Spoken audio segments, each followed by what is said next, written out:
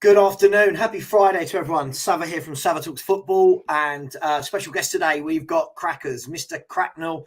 You can see him over on Last Word on Spurs, obviously well known throughout the community. Crackers, welcome to the show, and thank you for giving us your time.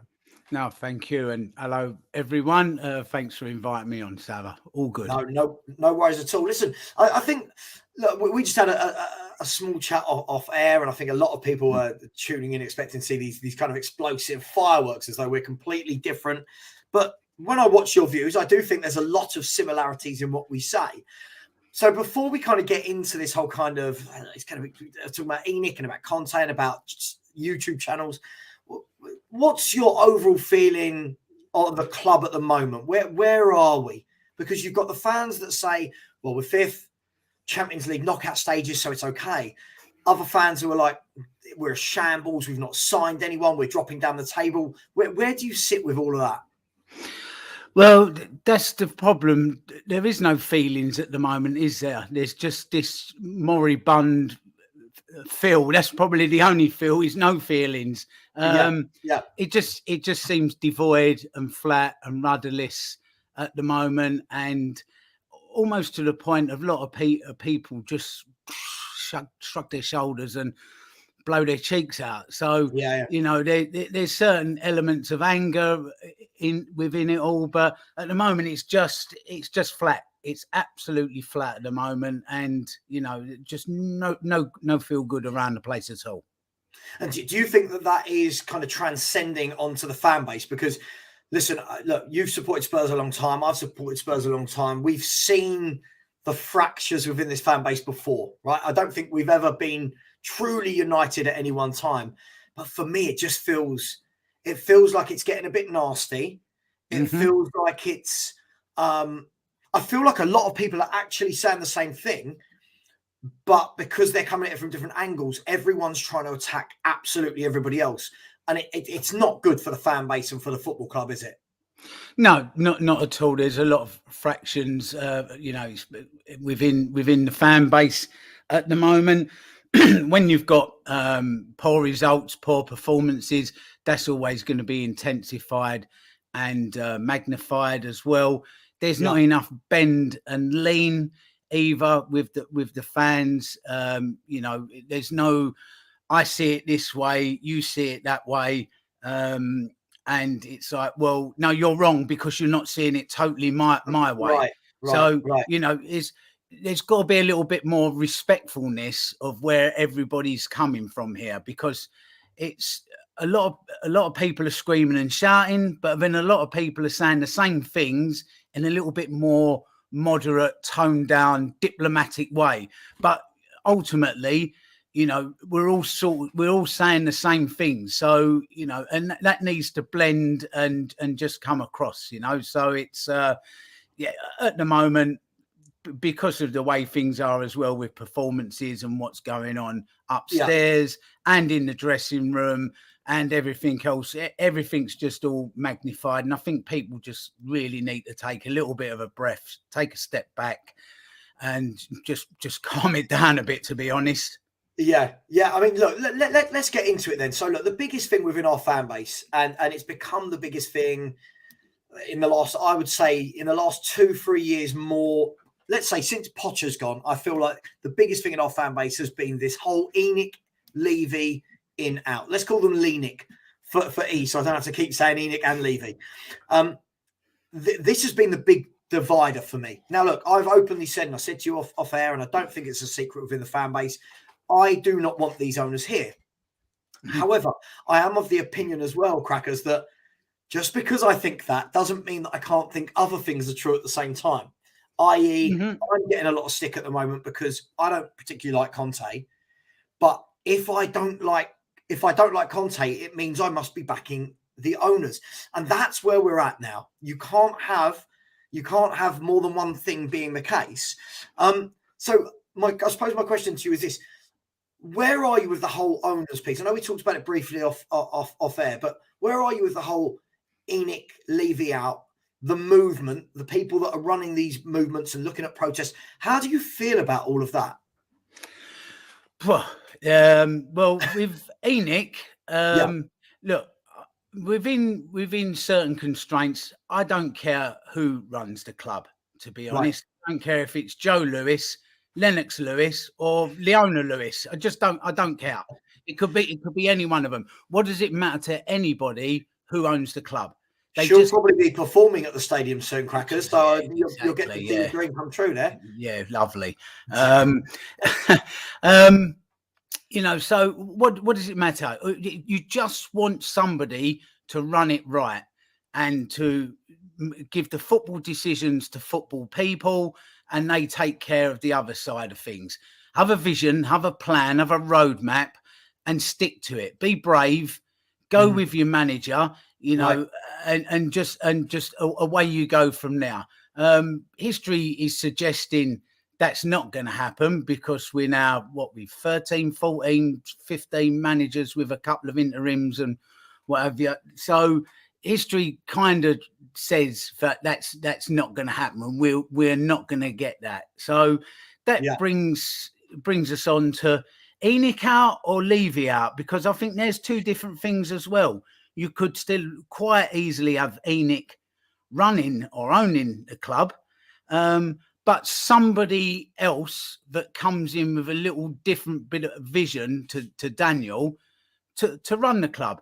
You know, the club, obviously we worry about the football side, but the club is always has been and always will be and always should be more than just the football. You know, they're hubs of a community. The work that they do within a community, bringing people together, especially in somewhere like Tottenham, you know, a deprived area. Let's face it, it's pretty much one of the only shows in town at the moment, business wise, until, you know, I know the place is beginning to come up and gentrify a bit, but you know, there's good that they have done. The college, the way they look after fans with needs and that, you know, it's there is lots that they get right, but there's so much that they get wrong. So you know, you speak about the ENIC out people.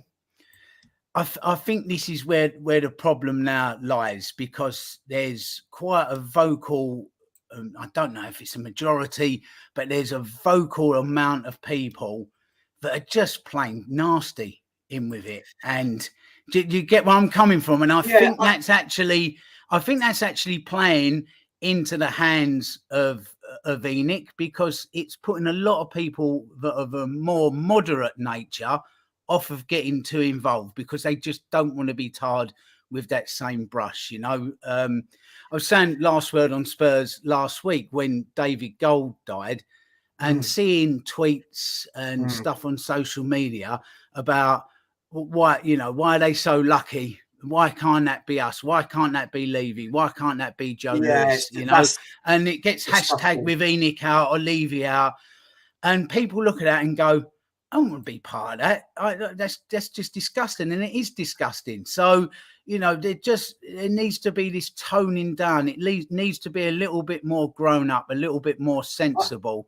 And I tell you this, there'd be a lot more fearful of the movement in the boardroom if everything was toned down a little bit more and a little bit more grown up in its debate and approach. Well, let's talk about that then, because look, I mean, listen, people, everyone in the chat going, oh my God, Savva, you're changing your mind. I haven't changed my mind on anything. I've been ENIC and Levy out for as long as I can remember now. Somebody will tell me the exact year. The Martin Yole incident, 2007? Yeah, I think it was. Yeah, 2007. So I've been ENIC out since then. So nothing will change my mind on that. And I respect that not everyone wants them out. For me, where I agree with you is, I think anybody wishing death upon our owner is, I think that's where the line is absolutely crossed. To be honest, a lot of the people I know that I speak to that are ENIC and Levy out also condone that. Don't condone that. Sorry, I should say they don't condone that behavior. Do you understand, do you understand why, though, that there is such, I wouldn't say anger, but there is such frustration with the fans that want the owners to walk? Do people like yourself that aren't necessarily ENIC and Levy out, but you want to see them change how they work, Do you understand the people that have gone that far over to the left, so to speak? In regards to when they put stuff up like that, no, I don't think there's. Not I that don't. sort of Yeah. stuff. But No. in terms of the protests, in terms of the emails going around with sign this petition and the whole kind of hashtag ENIC out, do you understand from that point of view where they've been here 22 years and they've given us one League Cup, multiple managers, none are really backed. There feels like there's no real strategy at the football club. And now I suppose what's making it worse and what's spurring a lot of the ENIC out kind of movement on is that you've now got a manager that's starting to make those noises himself, right? Of my vision isn't the same as their vision. You know, what they want isn't what I want. I can't do this. They should be talking to you. Can you understand how that's whipped everything up into a frenzy, probably more this year than any other? Yeah, absolutely it can. And with regards to ENIC out, it's all about how you actually convey that message. Now, jumping up and down on the high road and getting involved in things like that is just, there's going to be very, very little notice taken of it, to be honest. Yeah. I know it's good for the cameras, and I know it sort of brings people together and it gets across Sky Sports News. So it kind of has its place as long as it's respectful, well behaved. That's fine. But ultimately, they're not going to take any notice of that type of protest. It needs to be far more targeted if should you wish to take part in it. Would you take part in anything like that? Would you? Poor blimey! It depends what actually got offered up as a as a mark of protest. Boycotting, not spending. I don't see. The thing is, it's not my gift to actually take part as such in that, because I don't really put too much money into the club. To be honest, right. I live overseas now, so I kind of feel personally my views and what I do isn't really as valid or validated as somebody that's gone and spent 1,500 quid, £2,000 on a season ticket, because they've actually put money in. So there's more right for them to actually go with what they want to do. Just see where I'm coming from. I understand, and I think one of the things that I always talk about as well, it's a double-edged sword, right? I personally, and obviously I can only speak for myself. I can only represent myself on my channel. What I say, I'm accountable for. I won't pay to watch Spurs anymore. I don't want money going into ENIC and Levy's wallet, so to speak, because I don't feel that what we pay, I don't believe we get the product that we pay for. And to use a really, really cheesy phrase, we pay for champagne and we get lemonade, in terms of highest ticket prices, highest replica shirt prices, all those types of things. Another thing that winds people up is that they're charging these prices, is that we'll finish a transfer deadline day where we've not done well, and then the next morning is, hey, come to the Skywalk. Everyone's getting an email, come to the Skywalk, 50% off, and come and see Lady Gaga, and hey, the Broncos are back in town. And it's like, hang on, but what about on the pitch? What about footballers, right? That's where the real passion and drive, I think, comes from. Is that they're those players that we want, if they are buying players, you can't then also say they do buy the players. You can't then moan about Lady Gaga versus like the New York Broncos or whatever's going on at the stadium. You can't moan about it, because that's bringing the money in, that's paying those big wages. So, but one of those is happening and the other one isn't, right? That's the problem. Okay, yeah. So at present, so I mean, listen, I'm not making them right. I'm just trying to be fair. There is the end of this window still to come. There's still time for them to bring 3 or 4 players in. Highly unlikely, but they may do. So you've got to keep your powder dry until February the 1st. And then But from can I ask a now question on that, you can make a judgment on how well they've done. I think if February the 1st comes, it will be the tipping point for a lot of people if they haven't bought, two free players in to boost this squad. I think see, this is another thing. People have got to be allowed to find their own tipping point in this as Sure, well. I agree with that. I do agree with that. That's another thing. It's a bit like you're not protesting, you don't care, you back them. But this will find its natural level. It'll be like water. It will just find its natural level. And eventually, if what is going on and the status quo remains as thus, there will be more and more and more people which become anti-ENIC, anti-Daniel Levy. More and more moderate people will get on board with it. So you have to allow people to find their own threshold and tipping point. I understand that, but so let me chuck some examples at you though. So I get it. Listen, I understand that not everyone's going to be, I suppose, as forceful as like I mean, I'm certainly not the most forceful fan, but there are lots of forceful people. That yes, the window is still open. If we use this, let's use this moment in time, just right now. Mm-hmm. Yes, the argument is there's 11 days of the window left. What's wrong? Relax. As you said, keep your powder dry. But isn't it the fact that this is every window, right? This is what we do. Other clubs seem to get to the first week of the window. They've identified their targets. Bish, bash, bosh. They've got them in. They're playing games already in January. Spurs, we still seem 22 years later under these guys to be doing the same thing, window in, window out.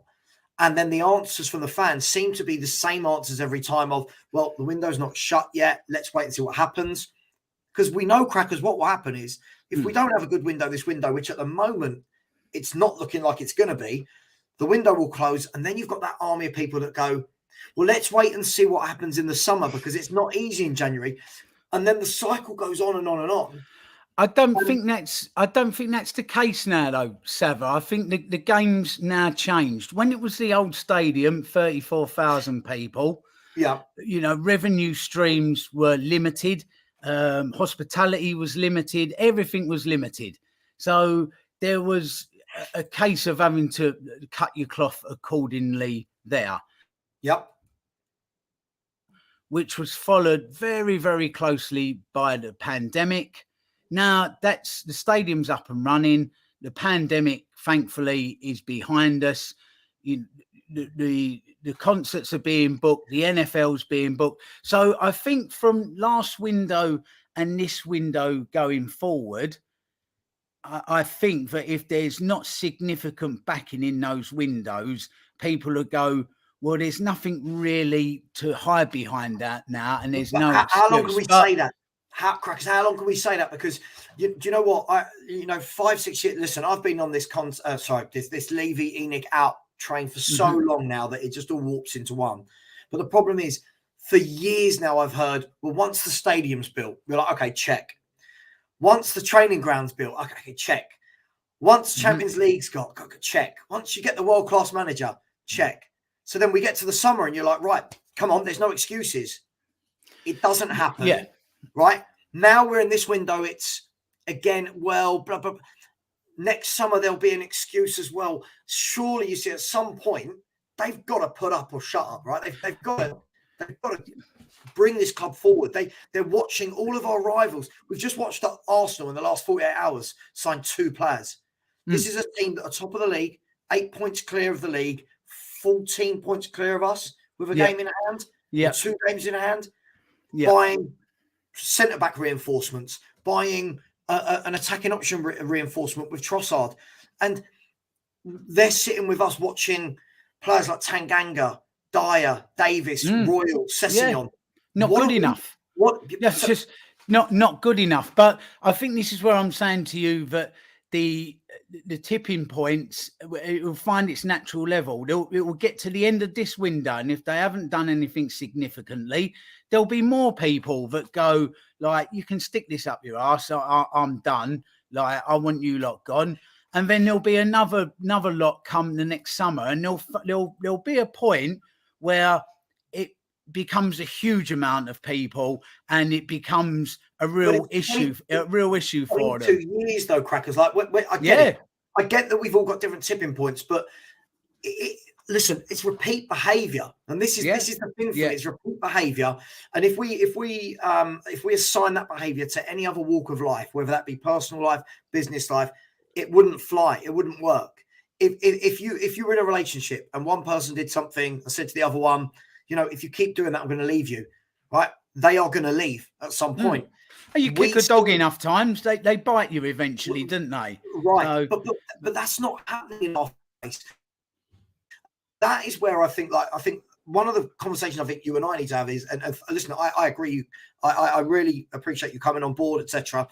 I think this is where a lot of the YouTube channels, I wouldn't say they're at war, but there seems to be a lot of blame being apportioned from this channel to that channel to that channel. Do you feel, sorry if this is an uncomfortable question, do you feel that there's some sort of moral responsibility for some of the bigger channels, such as Last Word on Spurs, who do have such a big platform, who do have guests on like Fabrizio Romano and, you know, Darren Lewis and, you know, people of that ilk? And fair play to Ricky. By the way, I've got nothing against Ricky, right? Done brilliant with his channel. But do you feel there's some form of responsibility for that message to be conveyed rather than it feels like they talk about it? It feels like it's talked about on Last Word on Spurs, but no one will actually go, yeah, right, enough is enough now. It feels like it's really skirted around the edges to keep the peace. Would that be, am I being harsh? Could there be more of that? Well, yes, in a nutshell, because Last Word on Spurs is a vehicle, if you like. So Last Word on Spurs itself doesn't have an agenda or a position. It's a show where guests come on and voice their opinions. So normally it's Ricky hosting and maybe 3 guests. So Ricky doesn't actually offer up much of an opinion. He hosts it and he poses the questions. But that's my point. That's my point. And again, I can't stress this anymore, Crackers. I don't want anyone to go away from here thinking, oh, Savva doesn't like Ricky. I followed Ricky for what he's done. My mate worked with Ricky back in the day when they were doing Love Sport Radio, maybe. I think it might have been they were on together. For me, though, I feel that not saying anything, and we're saying gives a vehicle, gives people a platform. But the problem is the voices tend to be the same. There doesn't tend to be anybody to challenge. So, for example, listen, and you know, I put it out there and I said to you earlier, I'd happily have Lee McQueen, Ricky, whoever. I've never said no to anyone coming on my channel, right? And I always wanted to be respectful. But I feel like, you know, when I watch someone like Lee McQueen, for example, again, I don't know the guy. I don't know him. He could be the loveliest fella in the world. But and he is. Yeah, absolutely. Listen, he could absolutely. This is just football, right? I'm not attacking his character or his personality. Don't know him. But when he sits there and he goes on TV, right, like Ricky does, these people represent Spurs by going on to Sky Sports and these other outlets. Yeah. Fair play to them. Brilliant. Well done. You're cracking it. You're killing it. But then that's the moment I think where a lot of the Spurs fan base want some of the truth to be told. But the message that I see that's given off is that everything is sunshine and roses. The same with the Chris Cowlings, right? Again, don't know the bloke. Could be the nicest geezer in the world. But the message coming out is all very, oh, it's all lovely. We're all great. We're doing well, blah, blah, blah. But no one's going on to these things and going, it's a shambles. We're not doing this. The owners aren't doing that. But there's no voice from the people that should have the voice. Well, I mean, there is voices that are dissenting. You take people like Darren Ambrose, Jamie O'Hara. They're very, very vocal with what they have to say via Talk Sport. With Last Word on Spurs, if they get invited in to do something with Sky, then you know, that person is then going in as an individual. I know it says they're from the Last Word on Spurs podcast, because that's what they're kind of known for within the Spurs community, but they're being asked their personal opinion on things. Sure. Do you get where I'm coming from? So there's no actual last word on Spurs' position, because last word on Spurs as having an opinion doesn't exist. So can I mean, can I ask a direct question then? Can I ask a direct question? Now, look, this is what I've been told. I don't know this. And listen, I'm not trying to out anyone, but what I'm saying is I want to find a way that all the YouTube channels can have a platform, work together and find common ground, right? I'm not saying everybody, listen, I've never said this to anyone.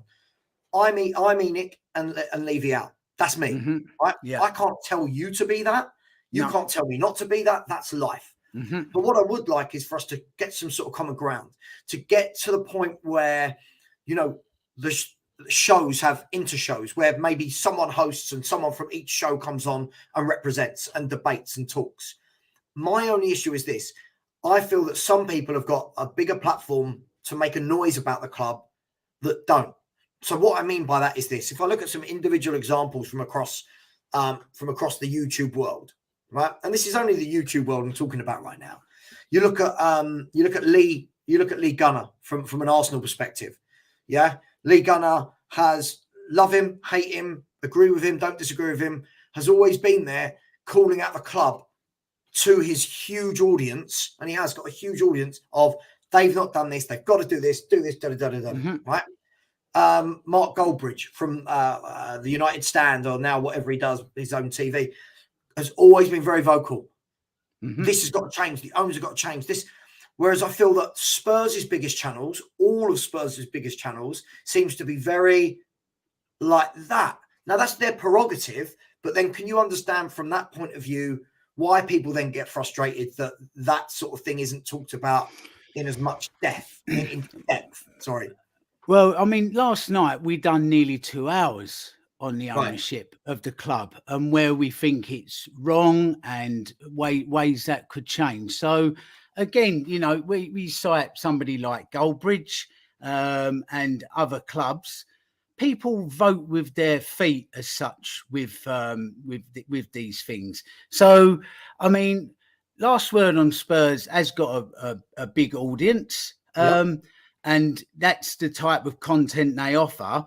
But then that surely, if you flip that over, means that's the type of content that currently a vast majority of people want.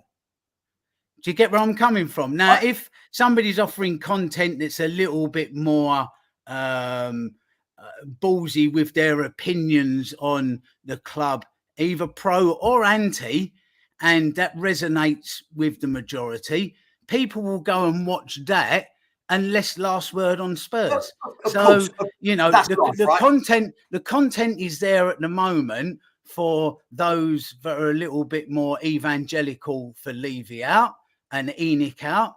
And it's there. The shows are there. And last word is there, offering up its a little bit more toned down, if you like, way of seeing things, or saying the same thing but just in a little bit more of a mellow way, a little bit more diplomatic, if you like. You know, both channels are ultimately saying the same thing, that at the moment this isn't good enough, and things need to change. So, and then from there, people go, well, I don't quite like last word on Spurs. It's a little bit too like woolly for me, and people just aren't ballsy enough with their opinion. I'll watch that. Do you see what I'm saying? So people have got a choice. Can I ask? I want to ask a really direct, awkward question, if I can. What is thrown at some of the bigger channels? And this isn't just Spurs. This is going to be across across the world of YouTube. Is that because of sponsorship that's involved? Listen, you get a channel like mine. I've just gone over 3K subscribers, and listen. By the way, I'm quite happy with my little channel after 9 months. But you get bigger channels that we know are sponsored, and I think it's quite well known that last word Spurs will have sponsorships. Yeah, one of which is talked about is Beaverstown, which is in the stadium. In your opinion, and be honest with me, does this sponsorship, does this stop more truth coming out in a more direct manner? So rather than skirting around the point and saying, well, we talked about the ownership, are they not allowed to say certain things because of the ownership, because of the sponsorship, Yeah. and the rules that are Yeah. signed in that contract. Well, to be less diplomatically, what you're saying is what gets thrown at Last Word on Spurs is at the behest of sponsors and at the behest of the club.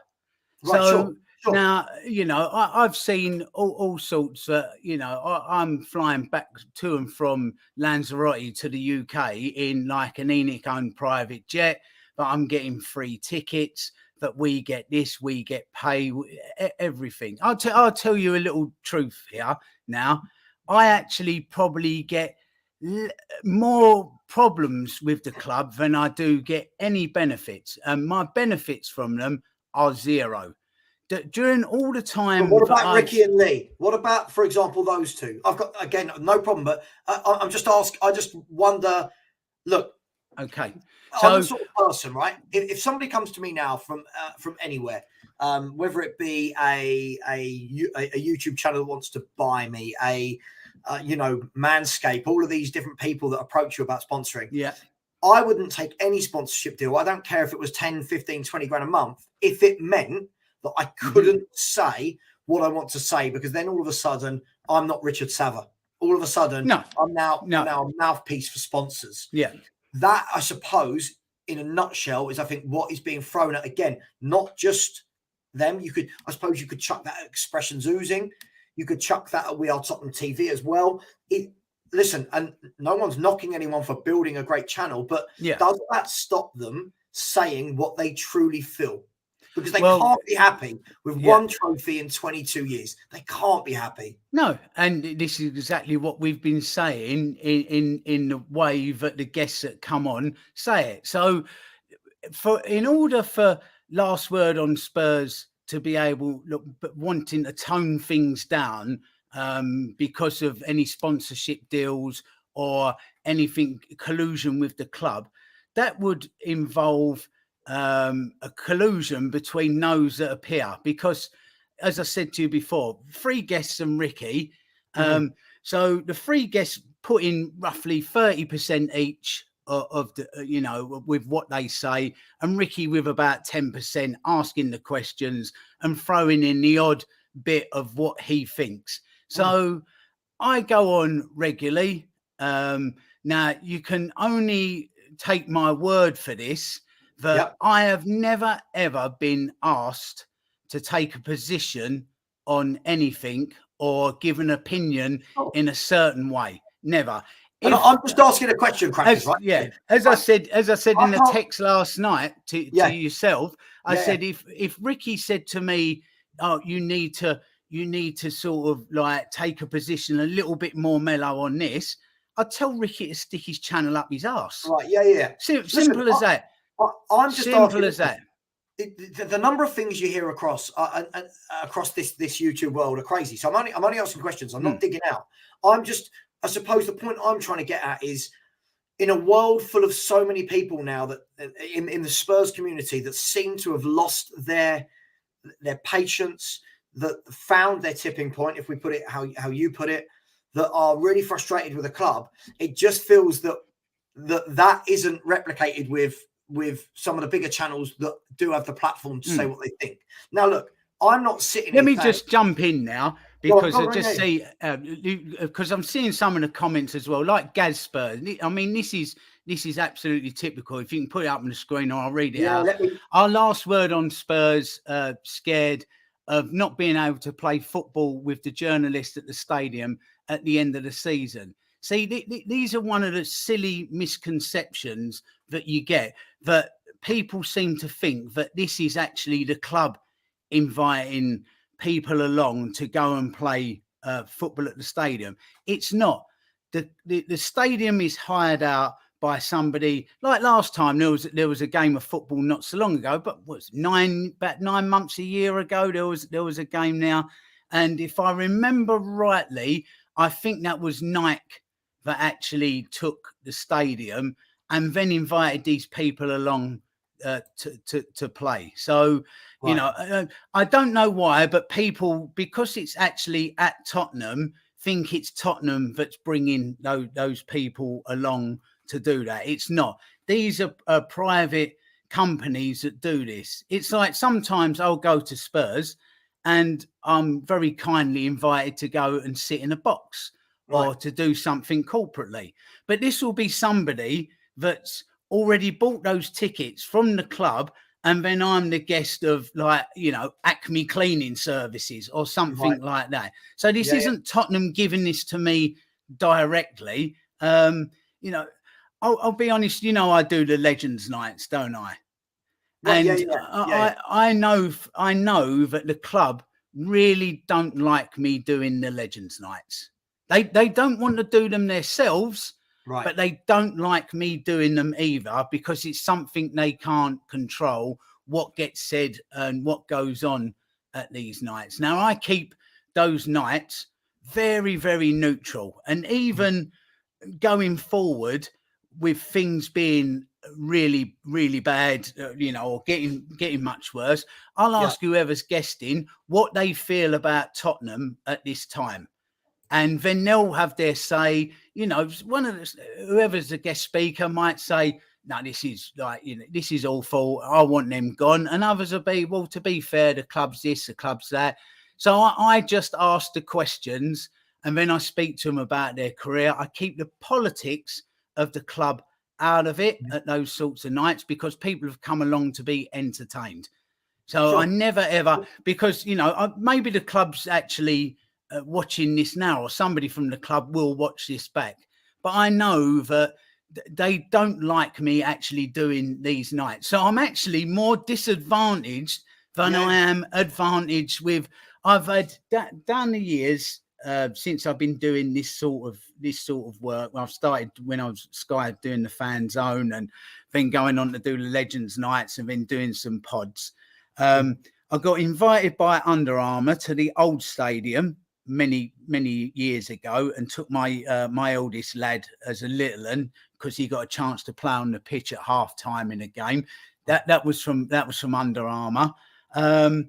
And I think the only other thing I've done from recollection was that I wrote to the club and asked them if I could come in and interview Gareth Bale, as he'd won the Oh When the Spurs podcast Player of the Year. And I went in and spoke to him for about 10 minutes. Other than that, nothing, absolutely nothing else. Not a thing, nada. In fact, I was offered a 25% discount on the shirt last season, the Solar Cosmic shirt, and turned it down, because, like, somebody I know that works there, I was after one in 3XL because I'm a big fat bastard. So, like, and they were a bit sort of short of supply. So I said, do you know if they've got any? Yes. Like, listen, I can do a staff discount. I said, no, I'll just go and pay me money for the shirt. No, nothing. I get absolutely nothing. So let me ask you a question then. So when I contacted you, I said the main thing for me, and I've said this to multiple, look, I don't want to force anyone to be what they're not. That's not my job to do that, right? I've got my own mind. You're a grown man. I'm a grown man. Everyone in the chat's a grown man or woman, right? Most people, I would guess, are. We have our own opinions. For me, I want to know, how can we all work together? How can we start trying to fix the fan base in terms of the kind of hate I'm seeing across different channels? For me, I don't think it's that healthy. There are people in this community who won't like me, who won't like you, who won't like Stell, who won't like Ricky, who won't yada, yada, yada. But I think we're getting to the point now where people, like you said to me off stream, everyone's getting so entrenched in their own little world that they're actually not stopping to see that a lot of what we all say, we kind of all agree with, but just from a different view. So I'm going to throw this out there right now, Crackers. Do you think this would work? If I was going to create a show where once a week, once every 2 weeks, I get one person from 6 or 7 different Spurs shows all on my channel, and we all have a debate about a different topic each week. Do you think people would come together for that? I.e., one person representing Last Word on Spurs, one from the Cheese Room, one from Tottenham Away, one from Tottenham on Tour, somebody from We Are Tottenham TV, whoever. Do you think that would work? To come together, have a weekly thing where everyone actually then starts to talk to each other in a manner which is grown up, professional, and isn't just you're out of order, you're wrong, he's wrong, they're wrong, she's wrong. Could that work?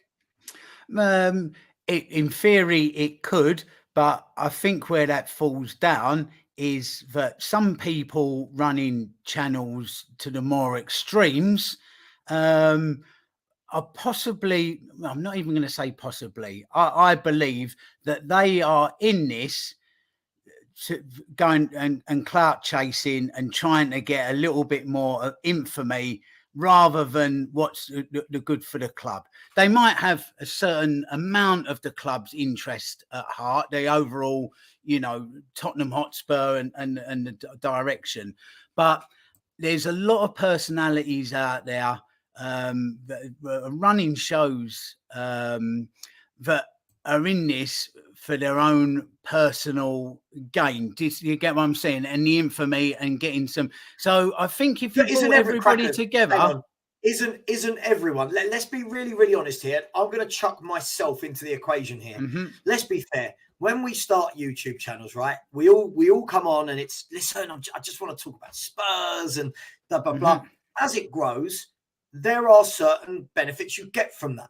Listen, absolutely. Listen, my benefit is I come on and do like Last Word on Spurs, and I come and do this. It keeps me a little bit in the public eye, which is good for me for the hosting the nights, and keeps me people asking me to come and do compare work. So that's the benefit that I get from it, if you see what I mean. But ultimately, that's a byproduct of I'm just interested in coming on, discussing Spurs, discussing what's going on with it.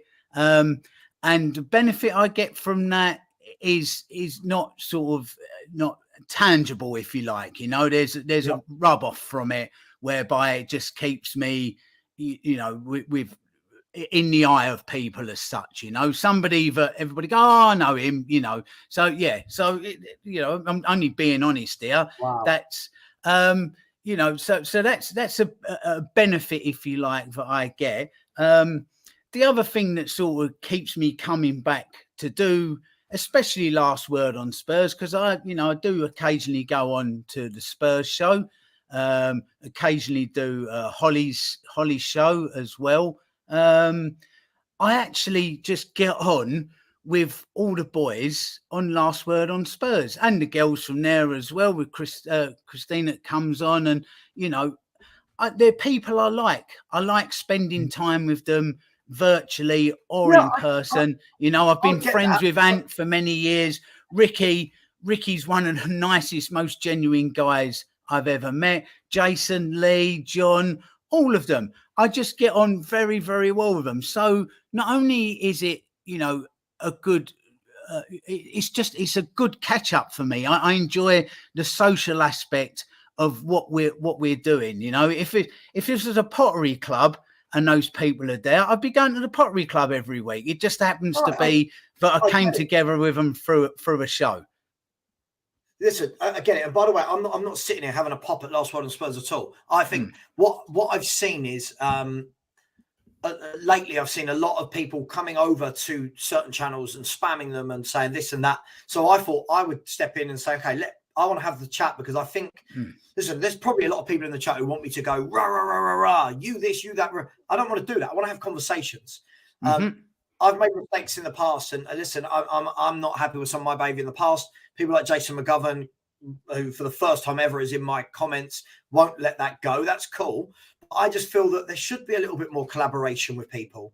I think it's good to get different points of views so that all of our channels don't become the same tone, so that it's not just, that's this podcast. So that's this YouTube channel. They believe this and this only.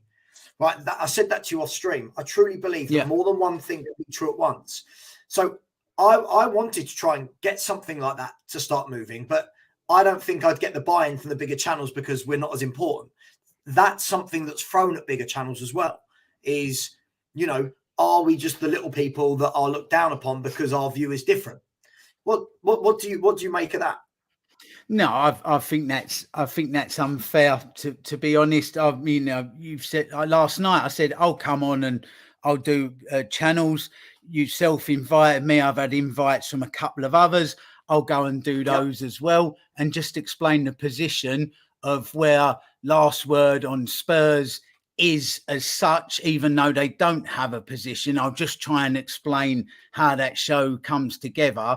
But ultimately, you know, I'm an individual that appears on that show with my own individual take on things, you know, and that's so, you know, getting somebody in from Last Word on Spurs isn't the opinion of Last Word on Spurs, because Last Word on Spurs doesn't have an opinion. But I'm happy to go along to, like, you know, and go and share channels with people that have like a different view.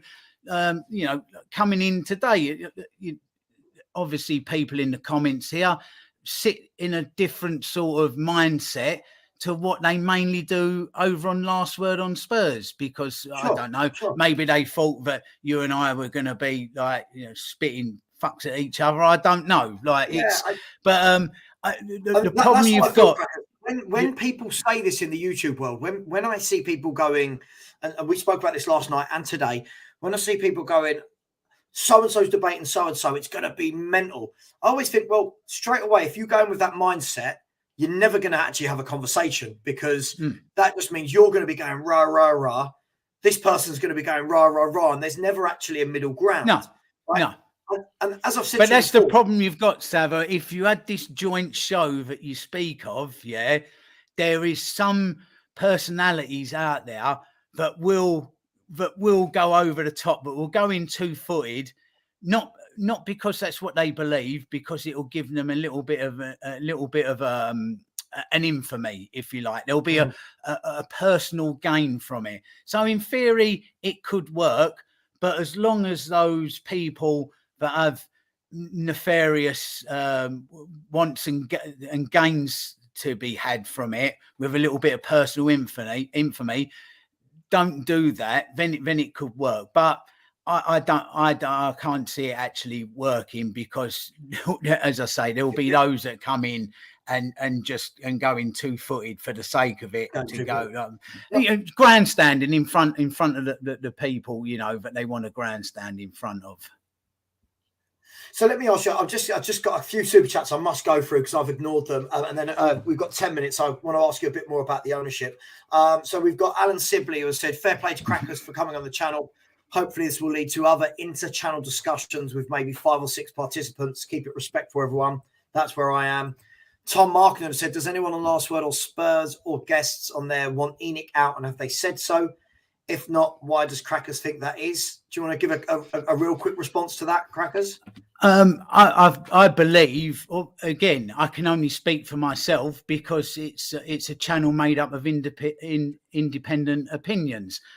I want Enoch to run the club properly, and if in a way that's not running it properly sounds a little bit too loose.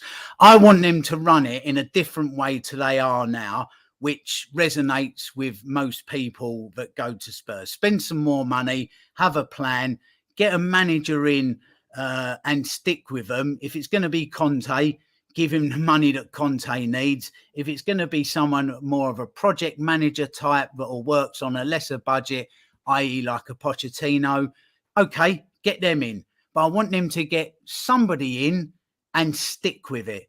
If they don't do that, then I want them gone. There you go. Yeah. If you want me to say it, I want Enoch out if they are not going to change the way that they run the club, given the wealth and the money that comes in. And what's the time frame on that, Crackers? I agree with you, but what's the time frame? Because we could say, well, if they don't do that in the next decade, so you know, how many more many more years do we sit and watch before you change your mind? Personally, by the end of this window, if there's not been some investment in 2 or 3 players, then I will become further away from or be further towards wanting them gone, and then to the point of maybe actually like, that's it, done, gone. I think they've got this window and the next window, really. And I think then they've had a fair chance as well to spend their newfound wealth with the stadium.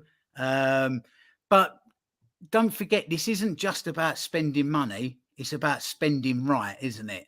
Oh, You know, listen, I massively agree with you on that. It's a multifaceted issue. You can't really just chuck money at it. That doesn't, it does work if you've got all the money in the world, but you've then got to have the right people to go and find your targets, etc., etc. It's not just as easy as spend some money. It's got to be money spent right. So both things, we need an upping of the investment, which the club now can afford, and they also need to have a blueprint and a plan to go along with that spending and spend it wisely.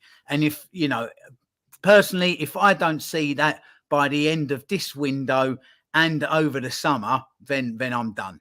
I'm absolutely done with it. Listen, I agree with you. I mean, obviously, look, I got there a lot quicker than you did, and you'll get there whenever you want to get there. If it doesn't change, I respect that. The key thing for me, I agree, is it's not just a case of throwing money at it. I think one of the bigger disappointment for me, rather than the fact of them not throwing money at it, is that there's no plan. Is that right now, if you sat down with 100 sensible Spurs fans and said, what's the strategy? What's the club's ethos? What's happening with the youth team? I don't think anyone realistically would be able to go, no, X, Y, Z. We're really happy with the journey. Quickly, I want to get through some of these chats. So you've got Foggy Foam has said enough is enough of these owners here to milk Spurs. Phil P has said Crackers huge love. What would be your tipping point? I think that Crackers just answered it there. Lee Gunner has said to you, Crackers, what's the aim of elite sport? Why did you move stadiums? Well, we were told we were sold the dream of moving to a new stadium, and then that means all the money that was earned from it would be put into the first team.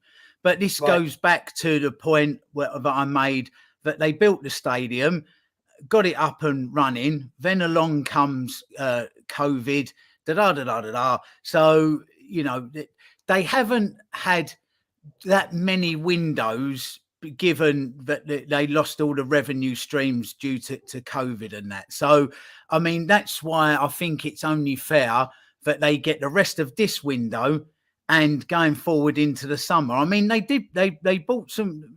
Nobody's upset with Kulusevski coming and Bentancur, are they? So, you know, there's been two fine additions there. So, you know, you've got to be, when you're giving somebody a bit of a kick in, like they're currently getting, you have to be fair and balanced with it as well. And you have to point out, well, you have actually done that well, but you're not doing this well. Do you see what I'm saying? Then you're fair and balanced. Let me counter that if I can. Listen, I hear you. I hear the situation with COVID and et cetera, et cetera. But here's the thing for me. That would fly. For me, that would fly if I wasn't sitting watching West Ham pump money into their club, Aston Villa pump money into their club. Wolves have just done about 80 million in this window. Right? Leeds have just made a club record signing. How are these other clubs doing it when they also had COVID? They don't have the revenue streams that Tottenham Hotspur have. So isn't that where the frustration comes from? A lot of ENIC out people. Of course it does. That's where my own frustration comes from. But like you said, there is the rest of this window still to go. And I'm saying to you, if they pull this 2 or 3 very, very good players out the bag, then... But Crackers, we're haggling over a 39 million release clause for apparently our first choice right wing back for 20 days now. Where's the hope and optimism that in the next 10 days we suddenly bring out 3 quality players? Where I don't know how you've still got that, and I'm in awe of that. But for me, I'm looking at it going, this is the same window over and over. This is like 22 years in a row. Yeah. Oh, listen. Look, as I said to you, all I'm trying to do is be absolutely as fair as possible, so that come the point that they do get a kick in, you say, well, look, I did try and be fair, and you've not proved me right or wrong. Do you see what I'm saying? Look, you can look at it and think to yourself, there's a release clause of 45 million for Porro. If the reports are correct, because that is correct. That's officially in his contract. Okay, so 45 million. You would suggest that if that's who he wants, go and get it, because it ain't big money, is it, in the grand scheme of things? 45 million. Right. If he's the right player. So but then you see the frustration, right? It's of course, because I'm not sitting here saying, oh my God, I've watched Pedro Porro 1,000 times and I think he's our target, our best target. My point is this: if the club have identified a player like Porro, right, or a player like Trossard, offering £12 million for Trossard, how can we watch this time and time and time again, and still we should give them more benefit of more doubts? That's what I'm saying to you. But then eventually, the more they do that and keep operating in that way, the more people will just go, no, sorry, I'm done. I'm absolutely done with this board that currently runs the club, and everything will find its natural level, and more people will become ENIC out or Levy out, but in their own style. I kind of feel like if people that wasn't really particularly ENIC or Levy out then become ENIC or Levy out, and they've had a bit of a kick in from certain elements saying, you're not saying Levy and ENIC out enough. If they then become Levy or ENIC out, I kind of get the feeling that those people that were there beforehand were saying, well, you might be Levy or ENIC out, but you're not coming down the high road to demonstrate. And then you go down the high road to demonstrate, and then all of a sudden it's like, well, we're going to start kicking the gates off or saying. You're not kicking the gates off, or you're not invading the pitch to hold a game up to demonstrate. Do you see what I'm saying? It might never be, when people were a bit fanatical, it's never enough. So everybody's do you get where I'm coming from? It's always going to get ramped up. And I know you need to go in 2 minutes. So just really quickly, I mean, look, just really quickly, let me finish these and I'll come back to that point. So Tom 81, big up yourself, has said, this is what Lenik want. A divided fan base is easy to keep quiet. 22 years this has been going on with these owners. Divide and conquer, time for change. Elias has said, Crackers, are you saying let people experience and decide themselves rather than plotting our views on them, but point of views have to be expressed? We'll come to that in a minute. Gogamar, big ups yourself, always a big supporter of the channel with 2 super stickers. Thank you so much. George said, great to hear Richard's thoughts. Just quickly, Phil P jumps in with a super chat saying, when the ACs, I was thinking the Antonio Conte's, when the accounts show 150 million profit, will it kick off? I look forward to having a Beaver Town with Crackers after an ENIC out protest in February 2023. Look, Crackers, I think... Savva, can I just say, you actually get more money coming in super chats than Last Word on Spurs does.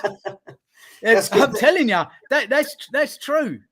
But you know what? What I think my people know is, and I don't know if you know this, and I know some of them people at Last Word on Spurs don't like me, and Jason McGovern's come into the chat and had a dig at me about situations that happened 5 years ago, which is cool, whatever. Let it go, Jason. We move on. I give 50% of all of my revenue to the British Heart Foundation, Crackers. Well done. Right? So 50%. Give more money then. I did a 24-hour stream the other day where we raised over 3K for the British Heart Foundation. So that for me is, it's not just about making money. Just before we go, the last thing I wanted to say, we were just talking then about, it's completely lost my train of thought. What were we talking about before the super chats? Was this, I agree with you. I think that there's people even in my community, I suppose if we're taking the ENIC out community, where I do think it's become a bit silly. And what I mean by that is, I said, I was honest with you off stream. I'll say it to their faces. I do say it to their faces. I feel like we've gotten so far to the ENIC outside that now it's stopped the fan base actually being able to debate anything other than ENIC out. Yeah. So if I want to debate why I think Conte made a terrible substitution, it's no, forget that, ENIC out. And it's like, well, hang on. First and foremost, we're football fans, right? We all come on these But channels. last night was an absolute example of that. We were doing Last Word on Spurs, and then all of a sudden there was this plotted from somewhere. Everybody dived in on Last Word on Spurs stream, and Enoch, this, that, everything else, just absolutely spammed the chat. Now, by doing that, no, everybody's gonna, like, I mean, personally, I don't give a monkeys. I don't care what anybody thinks of me. I worry for the opinion of my missus, my kids, and a few friends that you could count on the fingers of a mitten. So, like, that's sort of, but you know, you have to remember that other personalities would see that and then, like, do you know what I mean? It's like, why are you attacking us? It's like an attack on the channel, and then people go, well, you know, you can stick it up your arse in. I ain't coming on to do that. But so it's entrenching, isn't it? You know, people on that side, a little bit more moderate, are going to go, well, they can stick it up their arse, and that side will go, well, they ain't saying that, so we'll go back in, and all the time it's just entrenching more and more and more. So I agree, which is you why just have to allow people to have their own channels, their own views. And as I said to you before, people find their own level. If they want to hear a more Enoch out flavored chat, then they'll come to certain channels. If they want a little bit less of that, more balanced, then they come and watch Last Word on Spurs or something else. You know, it's I don't know. It's like music, isn't it? I came into the chat last night and listen, I wasn't saying Enoch out. I came in and said, I want to debate with someone. I want to talk to someone. And I didn't mean that in an aggressive, in a terrible way. I want to have conversations like this, right? But look, I know you need to go. Listen, what I will say is, listen, I think all Spurs channels should be followed. I watch lots of different Spurs channels, by the way. I don't just watch my own content and go, oh my God, I'm so right about everything. I watch Irish Hotspur. I watched Tottenham Away. I watched Last Word on Spurs. I've only seen a couple of episodes of the Cheese Room. But for me, I think we need to start making steps to just being civil. I think that's got to be the first step. So if this is even a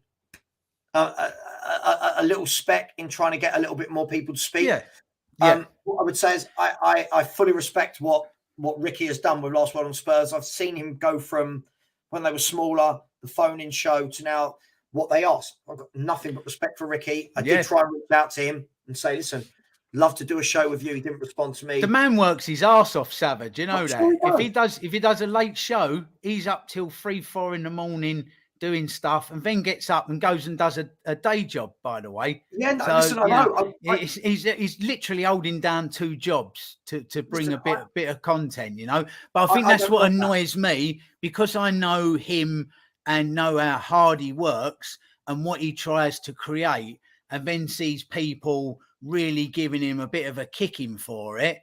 It annoys me. Plus, you know, he's a friend. He's a friend. We've become friends because of the show.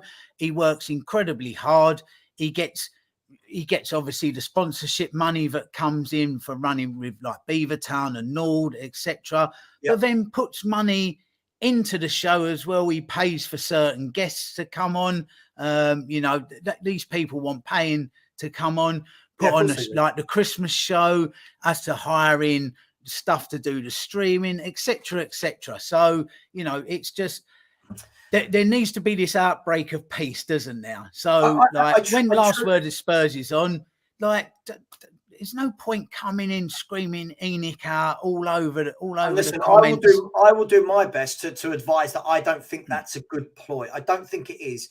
I think if you want change, just telling people to change isn't the one. You can't tell them. What I would say is, listen, I've got nothing against any of the channels. I don't sit here right now with any beef, so to speak, with any YouTube channel. There may be some that don't like me, and that's their prerogative. Not everyone's going to. But listen, I'm going to leave it there, Crackers. What I would say is, listen, you've got my number. What I would really appreciate, I'd love to have a chat with Ricky behind the scenes, not on a stream. I'd like to, obviously, there's something that he's not happy about, and I'd love the chance to apologise if he tells me what it is. So if you could just tell him to message me, that would be great. Listen, I wish you all the best. I really, really appreciate you coming on. I look forward to you being fully Enoch out after this transfer window. But other than that, thank you to everyone in the chat for keeping it clean and respectful. Thank you. So, Crackers, you've been a legend. Thank you very much. You're welcome. Right. Cheers. Thank you. So, see you thanks soon. everyone, and we'll see you soon. Take care. Bye-bye.